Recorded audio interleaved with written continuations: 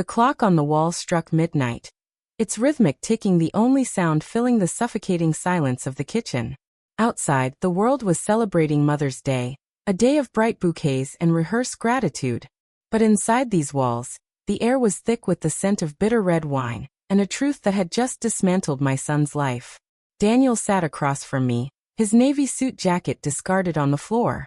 His hands, usually so steady and confident, were trembling as they gripped a crystal glass.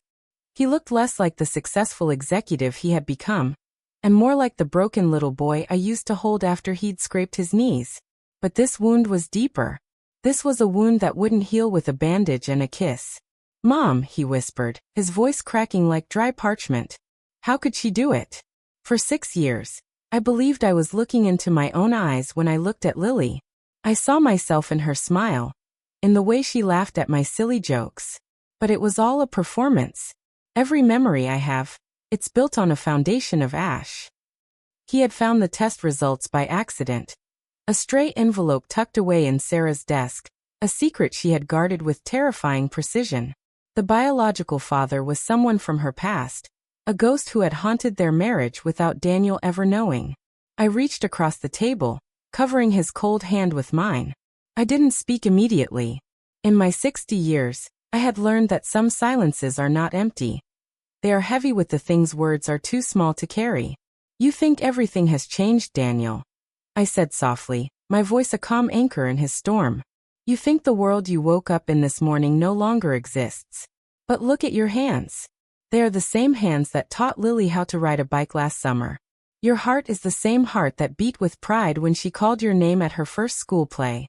DNA is just a code, son. But fatherhood? That is a choice made in the dark, in the quiet, and in the everyday." He let out a jagged breath, a sound of pure, unadulterated agony. "It's a lie, Mom. My whole life with them is a lie. Sarah, she's a stranger to me now. And Lily, how can I look at her and not see the betrayal?" I tightened my grip on his hand. This was the moment I had prepared for, though I had hoped it would never come. Because there was one more secret in this room, one that I had carried in the quiet corners of my soul for a very long time. "Listen to me," I said, my gaze locking onto his. "Family isn't always about who we are born to. Sometimes, it's about who we choose to stay for when the lights go out." The morning sun filtered through the kitchen curtains, casting long, mocking streaks of light across the floor. It was the day after Mother's Day, but the festive atmosphere had evaporated, replaced by a cold, metallic dread that seemed to coat every surface in the house. I had barely slept.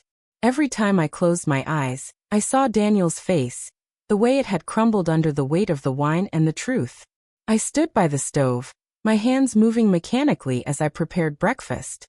I had spent 60 years learning that when the world falls apart, the small rituals of life are the only things that keep us from drifting away. The smell of frying bacon and toasted bread filled the air, a domestic scent that felt deeply out of place in a home that was no longer a home. Then I heard the light, pitter-patter footsteps from the hallway. "Grandma? Is Daddy awake?" Lily stood in the doorway, clutching her tattered stuffed rabbit. Her hair was a messy nest of golden curls, and her eyes, those bright, inquisitive eyes, were wide with the innocent confusion of a child who senses a shift in the weather, but doesn't know where the storm is coming from. My heart constricted. I looked at her, and for a fleeting second, I tried to find the stranger in her face. I looked for the man Daniel said had fathered her, the ghost from Sarah's past. But I couldn't see him. All I saw was the little girl who liked her crusts cut off, the girl who cried when she saw a wilted flower, the girl who had been the center of my son's universe for 6 years. "He's still resting, sweetheart," I said, my voice remarkably steady despite the pounding in my chest. "Come, sit. I've made your favorite." As she climbed into her chair, Sarah walked in. She looked like a ghost of herself. Her eyes were rimmed with red, and her skin was a sickly shade of pale. She didn't look at me. She didn't look at Lily. She moved to the coffee maker like an automaton, her hands trembling so violently that the spoon clattered against the counter. The silence was a physical weight. It was the kind of silence that happens after a fatal accident, before the sirens arrive. A few minutes later, Daniel appeared. He was still wearing the same shirt from the night before, wrinkled and smelling of stale alcohol. He stopped at the threshold of the kitchen. His gaze immediately fell on Lily. I watched him closely. I saw the flash of agony in his eyes. It was a look of profound displacement, as if he had walked into the wrong house and found a stranger sitting at his table. "Good morning, Daddy," Lily chirped, her mouth full of toast. She held up a drawing she had made at school. A crude crayon depiction of 3 people standing under a giant yellow sun. "Look, I drew us at the park." Daniel didn't move. He didn't smile. Usually he would have scooped her up, kissed her forehead, and pinned the drawing to the refrigerator with a flourish of exaggerated pride. But today he just stood there, his arms hanging limp at his sides. "Daniel," Sarah whispered, her voice a plea for mercy that she didn't believe she deserved. He ignored her. He kept his eyes on Lily, and I could see the battle raging inside him. He was looking for the lie. He was looking at her small, delicate features and trying to erase 6 years of fatherhood. He was trying to reconcile the man he thought he was with the man he actually was, a father to a child who shared none of his blood. "I have to go to work," Daniel said abruptly. His voice was hollow, devoid of the warmth that usually defined him. "But you haven't eaten," I intervened, stepping toward him. "I'm not hungry, Mom." He turned on his heel and walked toward the front door. The sound of the heavy oak door slamming shut echoed through the house like a gunshot. Lily flinched, her toast falling onto her plate. Her lower lip began to tremble. "Did I do something wrong, Grandma?" she asked, her voice small and fragile. "Is Daddy mad at me?"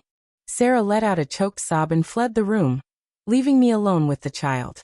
I walked over to Lily and pulled her into my lap, burying my face in her hair. She smelled of baby shampoo and sunshine. "No, sweetheart," I murmured, stroking her curls. "Daddy just has a lot on his mind. He loves you very much. Don't ever forget that." But as I held her, I realized the gravity of the situation. The house was no longer a sanctuary. It was a battlefield where the casualties were innocent. Sarah's betrayal had created a rift, but it was Daniel's reaction that would determine if the family survived. I looked at the drawing on the table, the 3 figures under the sun. It was a masterpiece of simplicity. To Lily, life was clear. There was Mom, there was Dad, and there was her. She didn't know about genetics or infidelity. She only knew about the hand that held hers when she crossed the street. Later that afternoon, the tension only intensified. Sarah remained locked in the guest room, the muffled sounds of her weeping drifting through the vents. I took Lily to the park to shield her from the gloom, but even there, I felt the weight of the secret. Every father I saw pushing a swing or chasing a toddler made me think of Daniel. I thought about what I had told him the night before, that fatherhood is a choice. But I knew it was easier to say than to live. How do you continue to love a living reminder of the ultimate betrayal? How do you look at a child and separate her from the sins of her mother? When we returned home, the car was in the driveway, but the house was dark. Daniel was sitting in the living room, staring out the window at the encroaching shadows. He hadn't turned on any lights. He looked like a statue of grief. I sent Lily upstairs to play and walked into the living room. I didn't say anything at first. I just sat in the armchair opposite him. "She keeps asking for me," Daniel said, his voice barely a whisper. "Every time I hear her voice, I feel like I'm being stabbed. I want to hold her, Mom. I want to tell her everything is fine. But then I remember that I'm just a placeholder. I'm just the man who was tricked into playing a role." "You weren't tricked into loving her, Daniel," I said firmly. "The love was real. It is real. You can't let the circumstances of her birth invalidate the years of care you gave her." "It's a fraud," he snapped, finally looking at me. His eyes were bloodshot and filled with a terrifying rage. "The whole thing is a fraud. Sarah used me. She used my name, my home, my life to cover up her mistake. And now I'm supposed to just keep going? Like nothing happened." "No," I said. "Not like nothing happened. But you have to decide what kind of man you are going to be. Are you the man who loves his daughter? Or are you the man who lets a piece of paper define his heart?" He didn't answer. He turned back to the window, the silhouette of his face sharp against the twilight. The hook was set. The struggle between his pride and his love had begun. And I knew that tonight, the silence in this house would be the loudest it had ever been. The amber liquid swirled in Daniel's glass, reflecting the dim yellow light of the kitchen lamp. It was 2 a.m. The house was a tomb, silent and cold, save for the rhythmic ticking of the wall clock that seemed to count down the seconds of my son's sanity. He hadn't moved from the table for hours. He sat there, a hollowed-out version of the man who had walked through the door yesterday morning with a bouquet of Mother's Day lilies. I pulled out the chair opposite him and sat down. I didn't ask if he wanted to talk. I simply waited. In my years, I had learned that grief is like a wild animal. If you chase it, it runs deeper into the woods. You have to sit still and let it come to you. I can't unsee it, Mom, he whispered, his voice jagged and raw. Every time I close my eyes, I see that paper. 0%. A mathematical certainty. It's like a scalpel that cut out my heart and left nothing but a hole. He took a long, slow drink, his throat bobbing as he swallowed the burn. And Sarah, she's upstairs sleeping. How can she sleep? She spent 6 years watching me change diapers, watching me walk Lily to the bus stop, watching me cry with joy when she said her first word. She watched me be a father, knowing all along it was a stolen life. His anger was a living thing, vibrating in the air between us.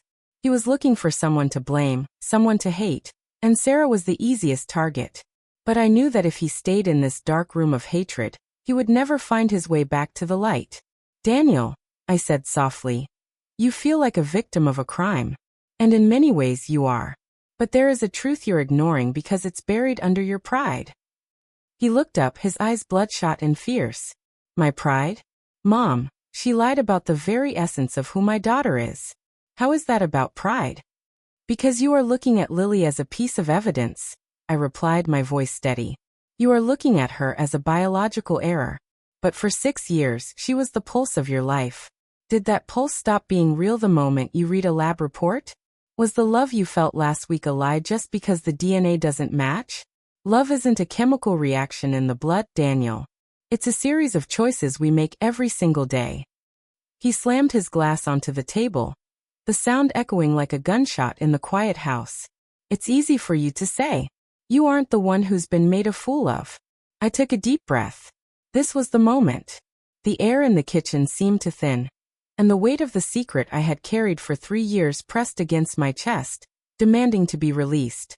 I looked at the photograph of my late husband, Thomas, hanging in the hallway, then back at my broken son. I didn't say it was easy, I said, my voice dropping to a whisper. I said it was a choice. And it's a choice I made 3 years ago. Daniel froze. The glass stopped rattling. He squinted at me, confusion flickering through the haze of the alcohol. What are you talking about? I knew, Daniel, I said. I've known since Lily's 3rd birthday. The silence that followed was absolute. It wasn't the silence of peace, but the silence of a bomb's fuse burning down to the last inch. Daniel's face went through a terrifying transformation, from confusion to shock, and finally, to a cold, hard betrayal that directed itself toward me. You knew, he breathed, the words barely audible. You knew Sarah cheated? You knew Lily wasn't mine? And you stayed silent? You let me live this lie for 3 years. He stood up so abruptly his chair screeched across the linoleum. He began to pace the small kitchen like a caged predator. My own mother betrayed me. You watched me love a child that wasn't mine, knowing the truth the whole time. How could you? What? I stayed seated. I didn't defend myself with excuses. I let his anger wash over me, knowing I earned a part of it, but also knowing why I had done it. I found a letter, I said quietly, ignoring his outburst. An old letter Sarah had hidden in a book I borrowed. She was terrified, Daniel. She was paralyzed by the mistake she had made. And she was even more terrified of losing you. But that wasn't why I stayed silent. I looked him dead in the eye. I stayed silent because of you. I watched you with that little girl. I saw the way you became a better man the moment she was placed in your arms. I saw the way you worked harder, dreamed bigger, and loved deeper because of her. I realized that if I told you then, I wouldn't just be destroying Sarah. I would be destroying the father you had become. And I would be destroying a child who had done nothing wrong. She isn't my child. Daniel roared, his face flushed with a mix of wine and fury. Isn't she? I asked, standing up to face him. Then whose child is she? Is she the child of a man who doesn't know she exists? Is she the child of a stranger who has never wiped a tear from her face? No. She is the child of the man who stayed. She is the child of the man who tucked her in tonight. She is the child of the man who promised to protect her from the world. Daniel stopped pacing. He leaned his forehead against the cool surface of the refrigerator, his shoulders shaking. The rage was beginning to leak out of him, replaced by a devastating, hollow grief. I thought I was protecting you, Daniel. I continued, stepping closer. But more than that, I was protecting the love. I saw a family that was happy. I saw a child who was cherished. I made the decision that a biological truth was less important than a spiritual one. I chose to see her as my granddaughter because in every way that matters she is. You lied to me, he choked out. I withheld a truth that I knew would break you. I corrected him gently. And maybe that was a mistake. Maybe I should have let the house burn down 3 years ago. But look at Lily, Daniel. Look at the girl she is today. Would you trade these last 3 years of memories for a clean DNA test? Would you erase the sound of her calling you daddy, just to satisfy your bloodline? He didn't answer. He just stood there, his head bowed, sobbing silently into the dark. I reached out and placed a hand on his back, feeling the tension radiating from his spine. Tonight is Mother's Day, I whispered. And as your mother, I'm telling you that you have a choice to make. You can be the man who walks away because of a lie, or you can be the man who stays because of a love that is truer than any lie. The door is closed, Daniel. The world doesn't have to know. But you have to decide if the daughter you loved yesterday is worth fighting for today. The hook was no longer just the secret. It was the burden of the choice. Daniel was standing at the edge of a cliff, and for the first time, he realized that I had been standing there with him, holding the rope for years. The silence that followed my confession was not the peaceful kind. It was the heavy, vibrating silence of a machine pushed past its breaking point. Daniel stood by the window, his silhouette etched against the moonlight, looking at a world that had radically shifted beneath his feet. I had just told him that his mother, the one person he believed was the keeper of his truth, had been complicit in a lie for 3 years. 3 years, he finally whispered, the words sounding like they were being dragged over broken glass. For over 1,000 days you looked me in the eye, Mom. You watched me struggle to be the best father I could be. You watched me worry about Lily's future, about her health, about whose personality she was inheriting. And the whole time you knew I was chasing a ghost. I wasn't watching you chase a ghost, Daniel. I said, my voice firm despite the ache in my chest. I was watching you build a soul. I saw a man who used to be selfish and impulsive become someone grounded, someone with a purpose. Lily didn't take anything from you, Daniel. She gave you yourself. He turned around, his eyes burning with a cold, intellectual fury. And what about Sarah? Did you protect her too? Did you sit across from her at Sunday dinners, passing the salt, sharing recipes, while both of you held this filth between you? How could you stand to look at her? I walked toward the kitchen counter and poured a glass of water, my hands steady. I didn't do it for Sarah. In the beginning, I was angry. I wanted to scream at her. I wanted to throw her out of this family to protect your father's name and your dignity. But then I saw her with Lily. I saw the terror in her eyes every time you hugged her. The fear that she would lose the only life that mattered to her. I realized that if I spoke, I wouldn't just be punishing Sarah. I would be destroying you and an innocent child. Good families aren't destroyed by outside competition, Daniel. They are destroyed by the people within losing their capacity to protect one another. He let out a harsh, cynical laugh. Protect? You call this protection? You let me live in a fantasy. You let me invest my life, my blood, my sweat into a child that has no claim to me. No claim. I stepped closer, closing the distance between us. Daniel, look at me. You are 60 years younger than I am. But you are acting like a man who has forgotten how the world works. Who has a claim to a child. The man who provided the seed and vanished into the night? Or the man who stayed when the fever hit at 3 a.m.? The man who cried when she learned to tie her shoes? You talk about DNA like it's a contract, but family is a covenant. A contract is about what you get. A covenant is about what you give. He slumped back into the chair, the fight suddenly draining out of him, replaced by a profound, hollow exhaustion. He put his head in his hands, his fingers digging into his scalp. I don't know who I am anymore. When I look in the mirror, I don't see a father. I see a man who's been playing a part in a play he didn't know was a tragedy. Then change the ending, I said softly. I sat down next to him, not touching him yet, giving him the space to breathe. You have every right to be angry at Sarah. What she did was a betrayal of the highest order. But Lily is not Sarah. Lily is the daughter you made. She is the best parts of your influence, your kindness, and your strength. If you walk away now, you aren't just leaving a wife who lied to you. You are abandoning a daughter who believes you are the center of the universe. She'll find out eventually, he muttered into his palms. Someone will say something. A blood test at a doctor's office. A stray comment. What then? Then you tell her the truth, I replied. You tell her that you chose her. You tell her that while most parents get their children by chance, you kept yours by choice. There is no greater love than that, Daniel. To know the truth and stay anyway. That is the kind of father she deserves. That is the kind of man your father was. Mentioning Thomas made him flinch. My late husband had been a man of iron integrity, but he also believed in the sanctity of the home above all else. Daniel looked at the photograph of Thomas on the mantel, the black and white image of a man who had built a legacy out of nothing but hard work and loyalty. Dad would have hated this, Daniel said. Your father would have hated the lie, I corrected him. But he would have loved the granddaughter.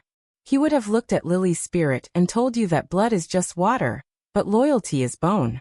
He always said that a house is just wood and stone until someone is willing to sacrifice for it. Tonight, this house is just wood and stone. Tomorrow, it can be a home again. But only if you are brave enough to forgive the unforgivable. The silence returned, but it was different now. The jagged edges of his rage were being worn down by the sheer weight of the love he still felt for that little girl sleeping upstairs. I could see the gears turning. The conflict between his wounded pride as a husband and his gut-level instinct as a protector. What do I do, Mom? He asked, his voice small, stripped of all ego. How do I walk back into that room and look at Sarah? How do I pick up Lily tomorrow morning and not feel the sting? You don't do it all at once, I said, finally reaching out to rest my hand on his shoulder. You do it 1 minute at a time. You pick her up because she needs you. You look at Sarah and you decide if the family you built together is worth the wreckage of the mistake she made. I'm not saying it will be easy. I'm saying it will be worth it. Because if you leave, you lose everything. If you stay, you gain the chance to be the hero Lily already thinks you are. He sat there for a long time, staring at the empty wine glass. The first hint of dawn was beginning to gray the edges of the sky. The Mother's Day that had started with a devastating discovery was ending with a choice. I stayed silent for 3 years because I believed in you, Daniel. I whispered. I believed that the man I raised was strong enough to handle the truth, even if it came late. Don't prove me wrong. Don't let a mistake from the past steal your future. He stood up slowly, his movements heavy. He didn't say he stayed. He didn't say he forgave. But he didn't head for the front door either. He turned toward the stairs, toward the rooms where his life lay in pieces, waiting to be put back together. The dawn was no longer a suggestion, it was a reality. A pale, gray light filtered through the kitchen window, illuminating the dust motes dancing in the air, and the exhaustion etched into every line of Daniel's face. He had spent the last hour in silence. A silence that felt like a bridge being built stone by agonizing stone. He stood up, his legs stiff from hours of sitting in the dark. He didn't look at me at first. He walked to the sink, splashed cold water on his face, and leaned against the counter, staring at his reflection in the darkened window pane. You said you've known for 3 years, Daniel said, his voice quiet but devoid of the jagged edge of anger that had defined the night. How did you do it, Mom? How did you hold her, play with her, and love her without feeling like you were being cheated? How did you look at Sarah every day knowing she was keeping this from me? I stood up and joined him by the counter, the floorboards creaking softly under my feet. I didn't focus on the lie, Daniel. I focused on the truth that was right in front of me. The lie lived in the past, in a moment of weakness Sarah had years ago. But the truth lived in the way Lily looked at you when you came home from work. The truth was in the way she reached for my hand when we walked to the park. You can't let a shadow from the past darken a light that is currently shining. I looked out at the garden, where the flowers were beginning to reveal their colors in the morning mist. I treated Sarah with kindness not because she deserved it, but because your family deserved it. I knew that if I fueled my own resentment, it would eventually poison Lily, and I refused to let that happen. Good families aren't destroyed by the mistakes they make. They are destroyed by the inability to move past them. Daniel turned to face me. The rage had been replaced by a haunting uncertainty. I went upstairs a few minutes ago. Just to the door. I saw them sleeping. Sarah was curled up on the very edge of the bed, and Lily had crawled into the middle, her arm flung over Sarah's neck. They looked so peaceful. And all I could think was that I was an outsider. A spectator in a life that didn't belong to me. That is the alcohol and the hurt talking, I said firmly. You aren't an outsider. You are the gravity that holds that room together. If you leave, that peace disappears forever. Sarah will be a broken woman, and Lily will grow up wondering why the only father she ever knew decided she wasn't worth staying for. He winced.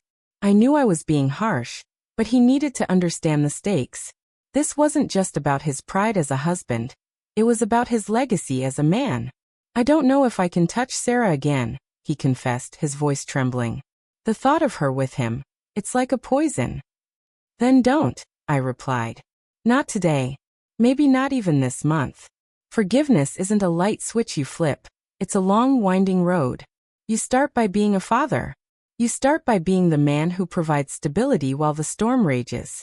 Sarah has a long road of earning back your trust, and that is a burden she must carry. But don't make Lily carry it with her. Just then, we heard a small thud from upstairs, followed by the sound of a door creaking open. A moment later, Lily appeared at the top of the stairs, rubbing her eyes with her fists. She was wearing her favorite mismatched pajamas, the ones with the dinosaurs and the stars. Daddy, she called out, her voice tiny and sleep-laden. Why are you awake? Daniel froze. I could see the muscles in his jaw tighten. For a second, I feared he might turn away, that the weight of the betrayal would be too much to bear in the light of day. But then something shifted. The father in him, the man I had raised to be honorable and protective, took over. He cleared his throat, forcing a small, strained smile onto his face. Hey, Peanut. I couldn't sleep. I wanted to see the sunrise. Lily descended the stairs slowly, one careful step at a time, until she reached the bottom. She ran to him and wrapped her arms around his knees. Is it Mother's Day still? Can we make the pancakes now? Daniel looked down at her. I watched his eyes scan her face, the nose that wasn't his, the chin that belonged to a stranger. But then she looked up at him with total, unwavering devotion. And I saw the stranger fade away. All he saw was his daughter. He knelt down, reaching out with trembling hands to tuck a stray curl behind her ear. Yeah, Lily. We can make pancakes. He lifted her up, and for the first time since he had discovered the truth, he held her close. He buried his face in her neck, and I saw his shoulders shake with a single silent sob. Lily didn't notice. She just hugged him back, resting her head on his shoulder as if it were the safest place in the entire world. Sarah appeared at the top of the stairs then. She looked haggard, her eyes swollen and filled with a desperate, silent plea. She saw Daniel holding Lily, and she stopped, her hand gripping the banister so hard her knuckles turned white. She didn't say a word. She knew that any word she spoke would be the wrong one. Daniel looked up and met Sarah's gaze over Lily's head. There was no warmth in his eyes, no sign of the love that had been there 48 hours ago. There was only a cold, hard resolve. He wasn't staying for her, not yet. He was staying for the child. Get the flour, Lily, Daniel said, his voice flat but steady as he set the girl down on the counter. He didn't look at Sarah again. He began to move through the kitchen, grabbing the bowl, the whisk, and the milk. He was going through the motions, performing the ritual of a normal morning, but the air was different. The lie was out in the open now. The closed door of our family secret had been flung wide, and while the wind was cold, the air was finally clear. I sat back in my chair, watching my son. He was changing. The carefree, perhaps slightly naive man he had been was gone. In his place was someone grittier, Someone who understood that love isn't just a feeling. It's a commitment to stay even when you want to run. I realized then that this was the most important lesson I could have ever taught him. I had protected the secret for 3 years to give him the chance to become this man. And as painful as it was seeing him stand there, whisking batter for a child that wasn't his, I knew I had made the right choice. The kitchen began to fill with the familiar sounds of breakfast. The sizzle of the pan, the chatter of a 5-year-old, the clinking of silverware. On the surface, it looked like any other Mother's Day morning. But beneath it, a new foundation was being laid. One built on the hard, jagged stones of reality rather than the soft sand of a lie.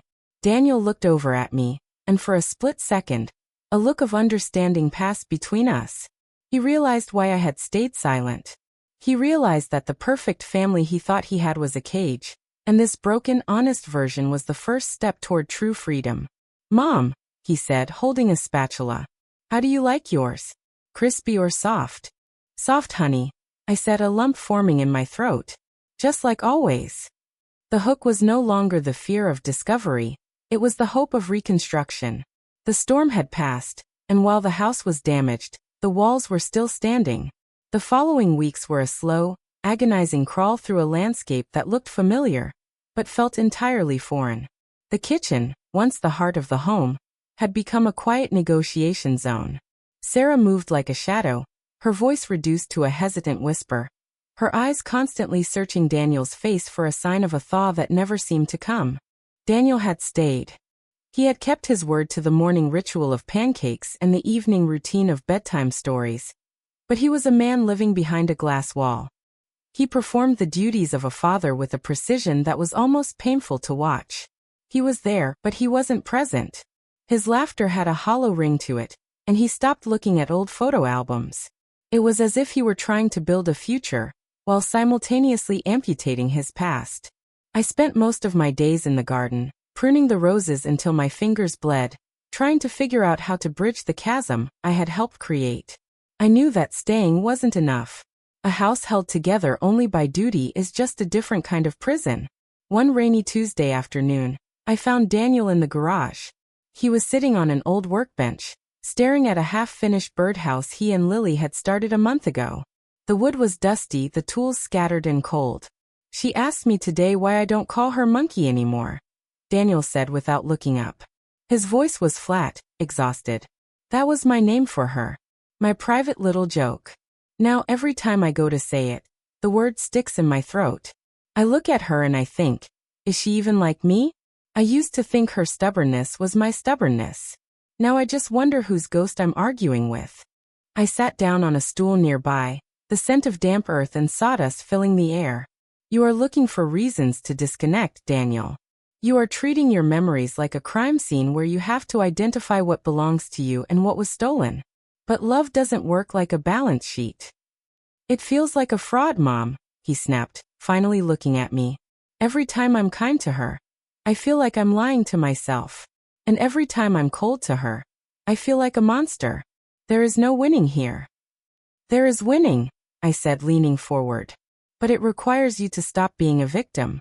You feel cheated because you think Sarah stole your child and replaced her with a stranger. But Lily hasn't changed. Not one bit. She is the same girl who fears the dark and loves extra maple syrup. The only thing that changed was a piece of information in your head. You are letting a concept destroy a person." He gripped the edge of the workbench, his knuckles white. "How do I fix it? How do I look at Sarah without seeing the man she was with? How do I look at Lily and not see the lie?" "You stop looking for yourself in her," I replied. "Parents spend too much time trying to find their own reflection in their children. It's a form of vanity. Lily isn't your mini-me. She is her own soul. Your job isn't to provide the DNA. Your job is to provide the soil. You've been her soil for 6 years. Are you going to salt the earth now just because you found out the seed came from a different packet?" I reached out and picked up a piece of sandpaper. "You told me once that good families aren't destroyed by outside competition. You were talking about Dad's business then, but it applies here. This family isn't being destroyed by the man from Sarah's past. He isn't here. He doesn't care. This family is being destroyed because you are letting your pride compete with your heart. You are choosing to be a betrayed husband, instead of being Lily's father. Daniel went quiet. The rain hammered against the tin roof of the garage, a relentless, rhythmic drumming. He picked up a small hammer and turned it over in his hands. I saw Sarah crying in the laundry room yesterday, he whispered. She didn't see me. She was holding one of my shirts and just shaking. I wanted to go to her. For a split second, I wanted to tell her it was okay. Then I remembered the date on that lab report, and I just walked away. I felt powerful for a second, Mom. Powerful because I could hurt her by being silent. That power is a poison, son, I said. It will make you feel strong until you wake up and realize you're alone in a graveyard of your own making. Sarah made a terrible mistake. She broke a sacred trust. But she has spent every second since then trying to hold this family together with her bare hands. If you want to punish her, fine. But don't use Lily as the whip. He looked at the birdhouse again. He ran his thumb over the rough wood. She keeps waiting for me to finish this. She comes out here every day after school and just looks at it. Then finish it, I said, standing up. Not for Sarah. Not for me. Do it for the man you want to see in the mirror 10 years from now. Do you want to be the man who let a secret break him? Or the man who was big enough to hold a family together when it was falling apart? I left him there in the shadows of the garage. I didn't know if I had reached him. You can give someone a map, but you can't make them walk the path. That evening, the house was silent as usual. I was in the living room, knitting a sweater for Lily, when I heard the door to the garage open. Then the sound of footsteps. Not the heavy, dragging footsteps Daniel had been using lately, but something more purposeful. He walked into the kitchen where Sarah was clearing the table. Lily was sitting on the floor, playing with her blocks. Daniel didn't say anything to Sarah. Instead, he walked over to Lily and knelt down. "Hey, monkey," he said. The word was quiet, almost a breath, but the effect was instantaneous. Lily froze. She looked up, her eyes wide, a slow, radiant smile spreading across her face. "Daddy, I think the birdhouse is ready for the roof," he said, his voice trembling just a little. "But I can't do the glue by myself. It's too messy. You think you can help?" Lily didn't answer with words. She threw her arms around his neck so hard she nearly knocked him over. Daniel wrapped his arms around her and held her, really held her, for the first time in weeks. He closed his eyes, and I saw a tear escape and disappear into her golden hair. Over her shoulder, he looked at Sarah. He didn't smile. The wall was still there, but there was a crack in it. A tiny, jagged opening where a little bit of light could get through. Sarah's hands stopped shaking. She leaned against the counter and let out a breath she seemed to have been holding for a lifetime. I looked back down at my knitting, my own eyes blurring. The closed door of Daniel's heart had just been nudged open. It wasn't a finished story, and the scars would always remain, but the healing had finally, painfully begun. The hook was no longer the betrayal. It was the slow, difficult birth of a new kind of love, one that wasn't based on blood, but on the stubborn, beautiful choice to stay. The morning of the following Mother's Day arrived not with the thunder of a revelation, but with the soft, persistent light of a new beginning. I sat on the porch swing, wrapped in a thin cardigan, watching the sun burn through the morning mist. A year had passed since the night the world broke, a year of long silences, difficult conversations, and the slow, deliberate work of mending a tapestry that had been torn to shreds. The house behind me was full of noise. It was a chaotic, beautiful symphony of clattering plates, the hum of the espresso machine, and Lily's high-pitched laughter as she chased the cat through the hallway. 4 months after the discovery, this house had felt like a museum of things unsaid. Now it finally felt like a home again. It wasn't the same home it had been before. The walls were scarred, and the air was thinner, but it was honest. And honesty, I had realized, was a much firmer foundation than the polished marble of a lie. I heard the screen door creak open. Daniel stepped out, carrying 2 mugs of coffee. He looked older than he had a year ago. There were new lines around his eyes and a certain gravity in his posture that hadn't been there before. But the hollow, haunted look was gone. He sat down on the swing next to me, handing me a mug. "She's making the special Mother's Day omelet," Daniel said, a genuine smile tugging at the corners of his mouth. "Which mostly means there's more cheese on the floor than in the pan." As long as she's happy, I don't mind the mess, I replied, taking a sip of the warm brew. I looked at him, searching his face. And you? How are you today, Daniel? He leaned his head back against the swing, watching the wind stir the leaves of the old oak tree. I'm good, Mom. Truly. Last night I was tucking her in, and she asked me why I love her so much. For the first time, I didn't feel that sharp pang of bitterness in my chest. I didn't see Sarah's mistake or a stranger's face. I just saw her. And I told her the truth. I love her because she's mine. Not because of a bloodline, but because I chose to be her father every single day for the last year. And I'll keep choosing it. My heart swelled. This was the transformation I had prayed for during those long, dark nights in the kitchen. Daniel had moved beyond the role of a victim. He had embraced the power of his own agency. He understood now that good families aren't destroyed by the presence of a ghost. They are destroyed when the living refuse to forgive. And Sarah? I asked softly. Daniel's expression softened, though a shadow of caution remained. We're working on it. The trust, it's like a bone that was shattered. It's knitted back together, but it still aches when the weather changes. But she's been present, Mom. She didn't run away. She stayed and faced the wreckage she caused. I've realized that it takes a certain kind of courage to stay in a house where you've burned the curtains down and try to clean the soot off the walls. He took a long sip of his coffee. I used to think that being a man meant having everything under control, having the perfect wife, the perfect child, the perfect legacy. But you taught me that being a man is about what you do when the perfection disappears. It's about who you are when the door is closed and the lights are out. Just then, Lily burst onto the porch, her face smeared with a bit of flour, and her eyes shining with excitement. She was holding a handmade card, decorated with an excessive amount of glitter, and what appeared to be a drawing of a very large, purple cat. "Happy Mother's Day, Grandma," she shouted, throwing herself into my arms. I pulled her close, breathing in the scent of sunshine and maple syrup. Behind her, Sarah stepped out onto the porch. She looked hesitant, her eyes meeting mine with a quiet, profound gratitude. She didn't need to say thank you for the silence I had kept for 3 years, or for the words I had spoken to her husband in the garage.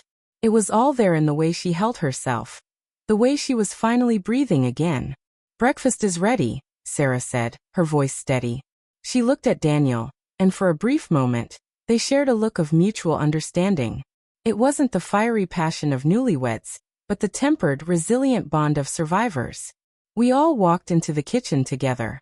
The table was set with mismatched napkins and a vase of wildflowers Lily had picked from the yard. As we sat down, I looked around at my family. My son, who had learned that strength is found in vulnerability. My daughter-in-law, who had found the grace to forgive herself. And my granddaughter, the innocent heart who had held us all together without even knowing it. I thought back to the night Daniel sat at this very table, broken by a lab report. I thought about the secret I had carried, and the fear I had felt that the truth would be the end of us. But standing here now, I realized that the truth hadn't ended us. It had stripped us down to what was real. This was, without a doubt, the warmest Mother's Day of my life. Not because everything was perfect, but because everything was true.